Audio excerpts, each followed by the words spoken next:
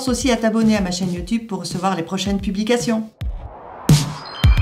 Alors, on est arrivé sur Filmora et je vais te montrer comment on va faire simplement, sans masque, des formes rectangles et des formes carrées dans ces fameux calques.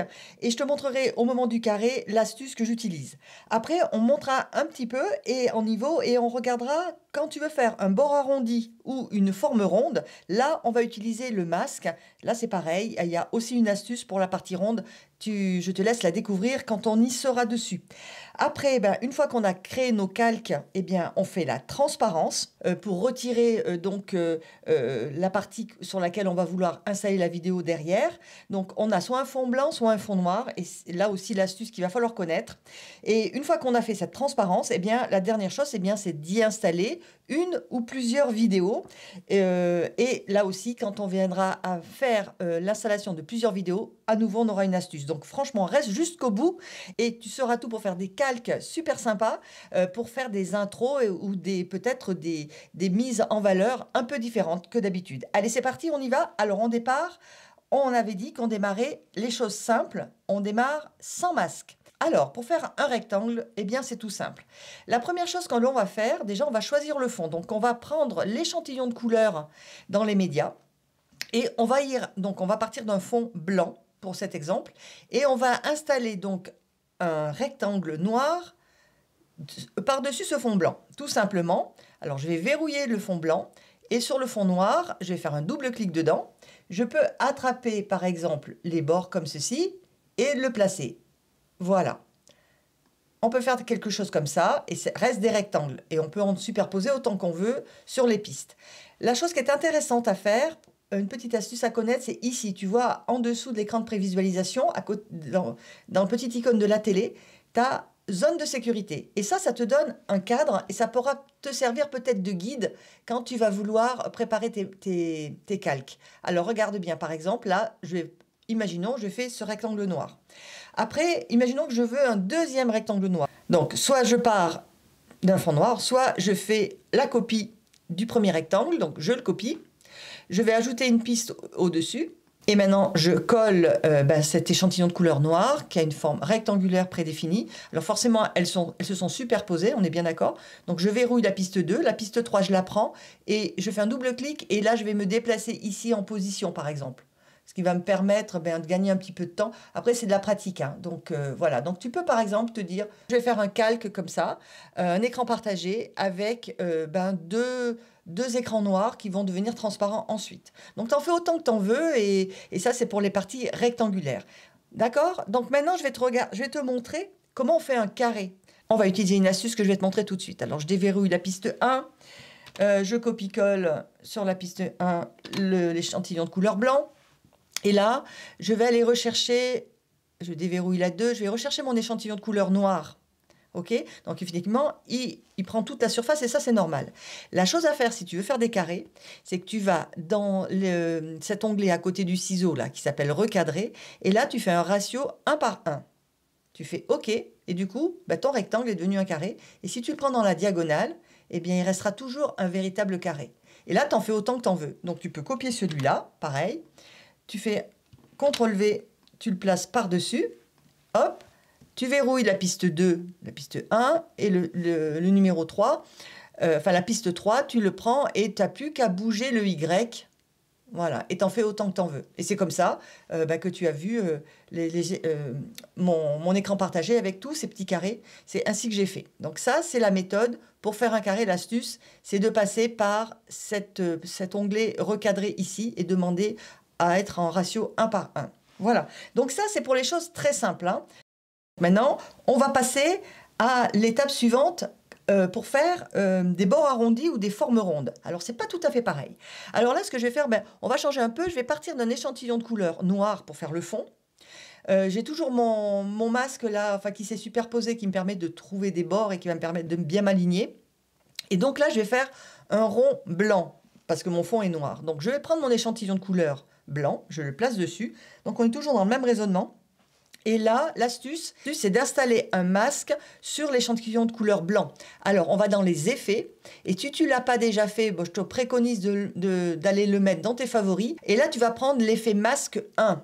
Tu le déplaces sur ton échantillon de couleur blanc et en fait, tu vois, ton échantillon, il est pas rond, il est un peu ovale. Alors, on va double-cliquer dedans, on va descendre sur la partie effet vidéo et là, tu vois, on a masque prédéfini là, sur le masque 1, donc on va prendre le petit curseur, on va descendre un peu vers la fin où on a par défaut ce rond et là, maintenant, on va aller regarder la largeur. Et là, mon conseil, c'est que tu mets 75.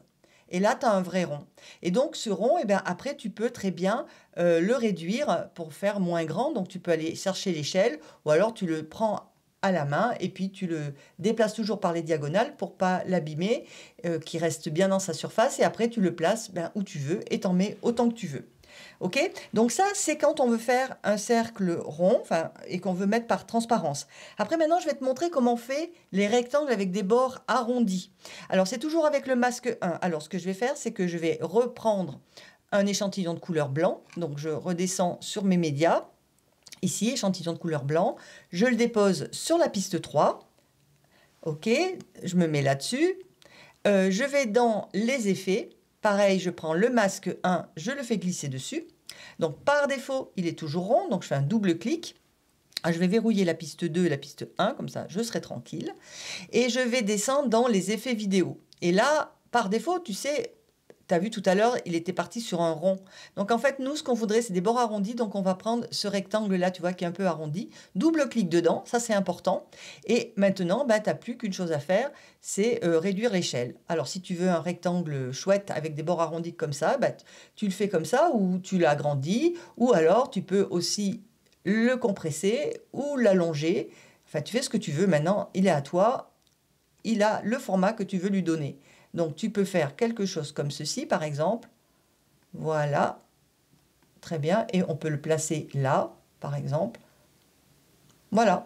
Donc, tu as maintenant l'astuce pour créer un rond blanc, OK, que tu mets de la taille que tu veux. Donc, je vais le reprendre, par exemple, je vais l'agrandir, quelque chose comme ça. Ici, je peux le centrer. Voilà. Et je t'ai montré comment on fait un rectangle avec des bords arrondis. Et donc ça, c'est avec la fonction des effets qui s'appelle masque 1. Bien. Donc maintenant qu'on a fait ça, eh bien, on va passer à l'étape mise en transparence. Alors, pour cela, je retourne dans les médias pour revenir ici. Je me remets dans les médias projets. Et ce que je vais faire, c'est des captures écran de ces 3 écrans partagés que j'ai créés. On va tout simplement appuyer sur la petite caméra pour faire une capture d'écran, un snapshot. Allez, on fait un coup là-dessus. OK? Alors, on est d'accord. Nous, on avait les masques, là, les traits là, de niveau de zone de sécurité qui étaient en surimpression, mais on est bien d'accord que si je clique sur le snapshot, là, sur la capture d'écran, il n'y a pas hein, cette incrustation de lignes. Hein. Donc, c'est pas gênant de les conserver à ce niveau-là. Par exemple, ici, on va faire un autre snapshot. Le voilà. Et un 3e snapshot avec les bords arrondis. Le voilà. OK? Donc là, maintenant, j'ai 3 captures d'écran qui correspondent aux 3 calques qui vont me servir pour faire mes écrans partagés et pour passer en mode transparence. Alors, la transparence, elle va se faire ainsi. Alors, je vais les mettre l'un à côté de l'autre et tu vas comprendre comment on le fait. Alors, quand c'est un fond blanc, pour retirer le noir, alors maintenant je peux enlever les zones de sécurité, on n'en a plus besoin. Pour retirer donc la partie noire sur un fond blanc, c'est tout simplement la chose suivante. Tu fais un double clic dessus, tu vas dans Composition et tu vas dans Mode de fusion, Éclaircir. Alors tu vas me dire, il ne s'est rien passé. Oui, c'est normal. Mais si, regarde, j'avais par exemple un échantillon de couleur orange par exemple, en dessous, tu vois, paf, la transparence est faite. Donc, je vais mettre cet échantillon de couleur du début à la fin de mes 3 calques. Hop, ici. Et on va faire la même chose sur le second. Donc, je te rappelle comment j'ai fait. Un double clic, composition, éclaircir. Voilà, c'est l'astuce pour effectivement mettre les 2 carrés blancs, les 2 carrés noirs en fond transparent avec l'orange derrière. Et là, l'astuce à bien comprendre, c'est que quand on est dans le sens contraire, c'est-à-dire qu'on a un fond noir et on a des calques blancs, eh bien, on va faire un double clic et au lieu de prendre éclaircir, on prend obscurcir. Alors, un système mémotechnique, tu as un fond noir, tu tu prends l'option obscurcir. Tu as un fond blanc, tu prends éclaircir. Donc obscurcir, ça donne ça. Et donc maintenant, eh bien, j'ai mis en transparence mes trois calques là, et donc j'ai 3 écrans partagés. Alors évidemment là c'est un fond de couleur, mais on va maintenant passer à la dernière partie pour installer des vidéos. Allez, on y va, c'est parti. Je vais retirer le fond orange et je vais aller chercher une vidéo. On va reprendre la vidéo de Romans, hein, parce que c'était assez sympa ce qu'on avait fait ensemble avec la mairie de Romans pour le son et lumière avec la région Rhône-Alpes. Donc je ramène ici ma vidéo et je vais l'amener sur la piste de montage. On va la mettre sur la piste 2. Donc comme je l'avais filmé en haute résolution, il me propose de m'adapter à ce média-là, mais je lui demande de rester en format Full HD. Donc voilà, donc là maintenant, tu vois ici, j'ai une vidéo qui va arriver par transparence. Voilà, c'est une seule vidéo. Donc on va se focaliser là-dessus. Allez, sur celle-là, on va faire une coupe. On va se mettre comme ceci. Voilà. Et donc maintenant, eh bien, tu vois, c'est une seule vidéo qui est traversée par cette ligne blanche. Alors évidemment, ben, après, tu fais du montage, quoi, hein. Tu peux agrandir ton échelle, le déplacer. Tu peux faire pivoter un petit peu si tu n'es pas tout à fait d'équerre. Enfin, après, c'est à toi de juger par rapport à ton besoin. Donc là, c'est une seule vidéo, on est d'accord, qui est dans un écran partagé où il y a 2 zones. Allez, je vais te montrer comment on va rentrer 2 vidéos dans ces 2 petits carrés. Il y a une astuce à connaître. Alors, l'astuce est la suivante. C'est que, comme je sais que je vais mettre plusieurs vidéos, je vais mettre un effet recadré que je vais faire glisser sur la piste où il y a ma vidéo de la ville de Romans, là, avec le son et lumière. Donc là, maintenant, tu vois, j'ai une petite étoile, j'ai une petite baguette magique qui s'est placée ici. Donc maintenant, je vais être tranquille pour placer mes 2 vidéos. Donc, je vais aller prendre un morceau ici et je vais un petit peu plus loin pour aller trouver quelque chose un peu différent du début. Hop, on va aller chercher une autre couleur, voilà, pour que ça soit plus net. Et je vais couper ici. Allez, je déverrouille la piste 1 pour la faire glisser ici. Là, je donne un petit coup de ciseau. Hop, je déplace ça, on regardera tout à l'heure. Et je réagrandis et on revient sur ce deuxième écran partagé. Et on va installer ces 2 vidéos pile dans ces 2 vignettes. Alors, pour cela, on va d'abord s'occuper de la piste 1. Alors, c'est la partie qui est en vert. Donc là, je vais rendre déjà aveugle celle-ci et je la bloque. Et je vais aller double-cliquer dedans. Et je vais installer la vidéo pour qu'elle soit visible. Alors, elle est très grande. Là, je voudrais voir un peu plus l'image. Donc, je la réduis. Admettons que je veuille faire quelque chose comme ça. On va la pousser un petit peu. Voilà. Je peux même la faire un petit peu pivoter pour qu'elle soit un peu plus droite. Hop, hop, hop, hop, hop. On revient en arrière. Oh là! Voilà. Et je vais faire jouer ça. Mais par contre, j'ai utilisé l'effet recadré tout à l'heure. Tu te rappelles? Donc, je vais descendre ici et je vais aller dans les effets vidéo. Je les ouvre. Et maintenant, dans les effets vidéo, en haut, je vais descendre jusqu'à ce que je rencontre le noir et juste un petit peu au-dessus. Voilà. Et pareil, par exemple, à gauche, à droite, si j'avais besoin. Donc là, maintenant, la piste 1, je peux la verrouiller. Je déverrouille la 2, je la rends visible. Et je vais faire la même chose. Je vais aller double-cliquer sur ma piste ici. Je vais d'abord réduire la taille. Tu vois, je la prends et je vais la prendre par la diagonale. Et tu vois qu'effectivement, les chiffres là, de l'échelle descendent. Je peux me mettre comme ceci, par exemple, ou même un peu plus bas. Hop, on va descendre un petit peu plus bas. Voilà. Et surtout dans l'effet recadré, parce que tu vois, du coup, ça m'a créé un bandeau noir ici, qui se superpose à ma petite vidéo verte. Hein, donc ça, c'est pas beau. Donc c'est pour ça que j'ai mis mon effet recadré tout à l'heure. Parce que là, maintenant, sur la partie basse, je vais remonter pour, voilà, me retrouver bien, bien dans mes 2 carrés blancs, enfin mes 2 carrés transparents sur mon fond blanc. Alors, ça va donner quelque chose comme ça. Voilà, je vais mettre tout en sourdine comme ça. On ne sera pas embêté. La 1, je la mets aussi en sourdine. Voilà. Et maintenant, je peux m'aligner sur la durée de mon écran partagé. Après, toi, tu feras la durée que tu veux, hein.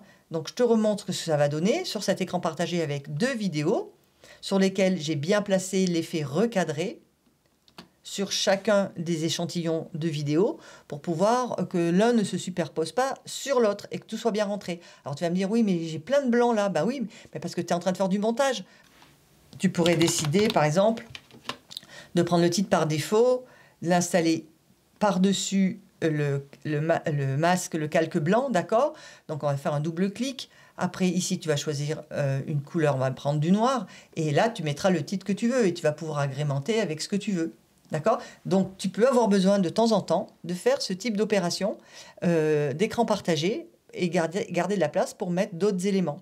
Donc ça, c'était l'astuce qui était importante à bien comprendre quand on a plusieurs vidéos à installer sur un même fond, ok, parce qu'on l'a prévu de départ. Et maintenant, bah, tout simplement, je vais te montrer ce que ça peut donner aussi quand on a tout simplement une vidéo avec 2 modules.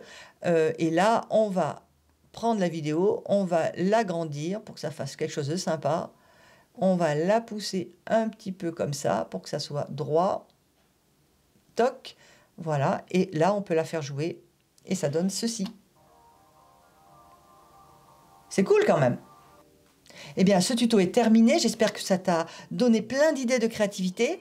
N'hésite pas à commenter dans le descriptif de la vidéo pour me dire ce que tu en as pensé et si tu vas t'en servir. Ou si tu as des questions, surtout, pose-les dans les commentaires. Et puis, il est temps maintenant de regarder peut-être 2 autres vidéos, 2 autres tutoriels qui sont à ta disposition. Et si ce ne l'a pas encore fait, pense à t'abonner pour recevoir les prochaines notifications. Et pour cela, appuie sur la petite cloche. Je te dis à bientôt. Salut!